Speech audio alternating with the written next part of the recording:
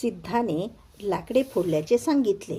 स्वयंपाकघरातील सेवक सिद्ध त्या दिवशी जेवण न करताच लाकडे फोडलेली त्यांनीही सांगितलं.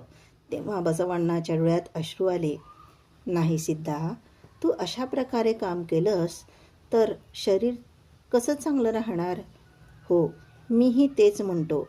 दुसऱ्या मठाला जा म्हटलं तर ऐकत नाही. करतो म्हणून सगळे काम सांगणारे. मला तर ते पाहवत नाही, एक सेवक म्हणाला. सिद्धा तापात सुद्धा निष्ठेपासून विचलित झाला नाही. मेलेलं शव पेटलेल्या अग्नीला भीतं का? पडलेलं फळ झाडाला पुन्हा लागतं का? असं म्हटल्यावर त्या दोघांचं तोंड बांधल्यासारखं झालं. अमावस्येच्या काळ्या काळोखात गेलेलं चंद्रबिंब 3-4 दिवस गेल्यानंतर पुन्हा प्रकाशित